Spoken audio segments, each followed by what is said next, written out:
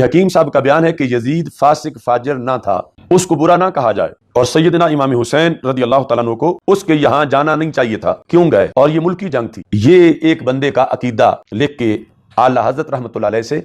اس کا حکم پوچھا گیا، اور ساتھ اسی حکیم کے بارے میں لکھا ہے کہ دوسرا یہ کہ نماز فجر کے بعد مسلمانوں نے ان سے مصافحہ کرنا چاہا، اس حکیم سے جس کا یہ نظریہ ہے، انہوں نے مصافحہ نہ کیا، یعنی اس سے مسلمانوں کے دل دکھے۔ تو یہ ایک سوال ہے اعلیٰ حضرت رحمۃ اللہ علیہ کے پاس جو پیش کیا گیا۔ تو ایک تو یہ ہے کہ یہ جو جواب میں اعلیٰ حضرت رحمۃ اللہ علیہ کا موقف ہے، اس میں تو اول سے آخر تک سارا مورد الزام ٹھہرائے یزید کو گیا ہے کہ یزید نے مسجد نبوی شریف میں گھوڑے باندھے، یزید نے اہل بیت اطہار پہ ظلم کیا، اور یہاں تک کہ اعلیٰ حضرت کہتے ہیں کہ مدینہ طیبہ کی پاک دامن پارسائیں 3 شبانہ روز اپنے خبیث لشکر پر حلال کر دیں، یعنی وہ یزید کا جو مدینہ منورہ پہ حملہ تھا۔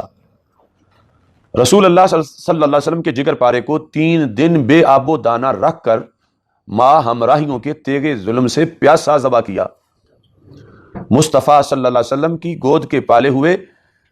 تنے نازنین پر بعد شہادت گھوڑے دوڑائے گئے، یعنی سیدنا امام حسین رضی اللہ تعالی عنہ کے تمام استخوان مبارک چور ہو گئے۔ شرع انور کے محمد صلی اللہ علیہ وسلم کا بوسہ گا تھا کاٹ کر نیزہ پر چڑھایا اور منزلوں پھرایا، یعنی یہ مظالم بیان کیے، اور ان میں یعنی ہر چیز کی جو تفصیلی نسبت ہے وہ ساری یزید کی طرف کی، اور پھر کہا کہ پھر اس خبیث کے دربار میں خواتین اہل بیت کو لایا گیا۔ تو یہاں یہ جو اس کا سوال ہے اس کے اندر کیا کیا باتیں کی گئیں؟ ان باتوں میں ایک یہ ہے کہ یہ ملکی جنگ تھی، ملکی جنگ تھی، یعنی یہ کوئی جہاد فی سبیل اللہ نہیں تھا، یہ کوئی دین کی حفاظت نہیں تھی۔ اس قائل کے باوجود یہ ایک ملکی جنگ تھی، اور ساتھ جو ہے وہ آگے یہ کہ وہ بندہ لوگوں سے مصافحہ بھی نہیں کرتا۔ تو اعلیٰ حضرت رحمۃ اللہ علیہ نے اس کا ذکر کر کے جس وقت بات کی کہ یہ جو سوال میں ذکر کیا گیا کہ یزید فاسق و فاجر نہیں ہے اور امام حسین رضی اللہ تعالیٰ عنہ کو جانا نہیں چاہیے تھا، تو اعلیٰ کہتے ہیں کہ شک نہیں کہ اس کا قائل ناسبی مردود اور اہل سنت کا عدو و عنود ہے، ایسے گمراہ بد دین سے مسئلہ مصافحہ کی شکایت بے سود ہے۔ یعنی تم یہ روتے ہو کہ اس نے مسلمانوں کا دل دکھایا کہ سلام نہیں لیا، تو اعلیٰ حضرت کہتے ہیں جس نے اللہ کے رسول علیہ السلام کا دل دکھایا ہو اس پر یہ توقع کیسے کی جا سکتی ہے کہ وہ مسلمانوں کا نہیں دکھائے گا؟ یعنی اس نے اللہ تعالیٰ کے رسول صلی اللہ علیہ وسلم کا دل دکھایا، اس حکیم نے جس کے بارے میں مسئلہ پوچھا گیا، اور اس نے سیدہ فاطمہ الزہرا رضی اللہ تعالی عنہا کا دل دکھایا، اور اس نے حضرت مولا علی رضی اللہ تعالی عنہ کا دل دکھایا ہے۔ اب یہ الفاظ جو اعلیٰ حضرت رحمۃ اللہ علیہ نے یہاں استعمال کیے کہ اس حکیم نے کہا ہے کہ یہ ایک ملکی جنگ تھی، اور ان لفظوں کو یعنی امام حسین رضی اللہ تعالی عنہ کو اور کوئی اس نے سری گالی نہیں دی، یعنی یہ کہا کہ وہ فاسق و فاجر نہیں تھا یزید اور انہیں جانا نہیں چاہیے تھا، اور یہ ایک ملکی جنگ تھی۔ تو اعلیٰ حضرت کہتے ہیں کہ ایسے گمراہ بد دین سے مسئلہ مصافحہ کی شکایت بے سود ہے۔ وہ کون؟ حکیم جو تھا جس کا عقیدہ سوال میں مذکور ہے، کہ اس سے تم یہ شکایت کر رہے ہو کہ مصافحہ نہیں کرتا، اس کی غایت اسی قدر یعنی مصافحہ نہ کرنا، یہی ہو سکتا ہے نا زیادہ سے زیادہ۔ یہ غلطی کیا ہے کہ اس نے قول صحیح کا خلاف کیا۔ قول صحیح ہے کہ مصافحہ کرنا چاہیے، اور بلا وجہ شرعی دستکشی کر کے یعنی اپنا ہاتھ پیچھے کھینچ کے سلام نہ لے کے ایک مسلمان کا دل دکھایا، زیادہ سے زیادہ یہی ہوا ہے۔ مگر وہ تو ان کلمات ملعونہ سے، اب سوال میں جو کلمات ہیں کہ جن کے اندر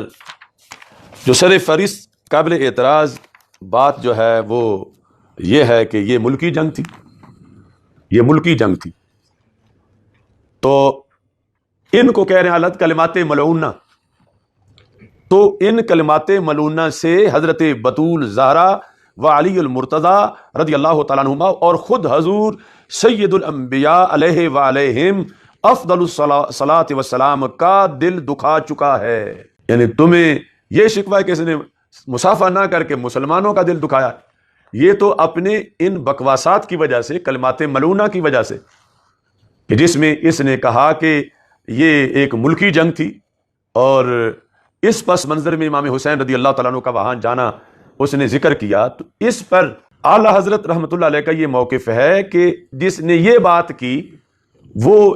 اتنا کم بخت انسان ہے کہ جو رسول پاک صلی اللہ علیہ وسلم کا بھی دل دکھا چکا ہے، یعنی حضرت سیدہ فاطمہ رضی اللہ تعالیٰ عنہ کا، حضرت مولا علی رضی اللہ تعالیٰ عنہ کا، اور خود حضور سید الانبیاء علیہ وآلہ افضل الصلاۃ والسلام کا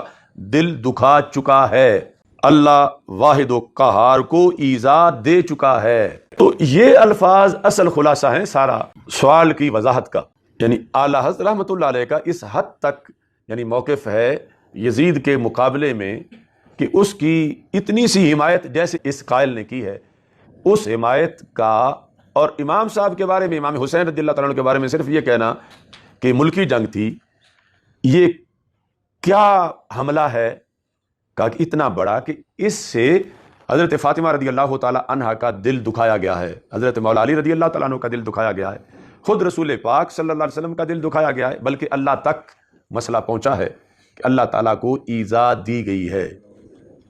اور اس کے بعد آپ نے لکھا والذین یؤذون رسول اللہ لہم عذاب علیم، جو اللہ اور اللہ کے رسول صلی اللہ علیہ وسلم کو اذیت دیتے ہیں ان کے لیے دردناک عذاب ہے۔ ان الذین یؤذون اللہ ورسولہ لعنہم اللہ فی الدنیا والآخرہ وأعد لهم عذابا مہینا۔ تو یہ مزاج ہے اعلیٰ حضرت رحمۃ اللہ علیہ کا۔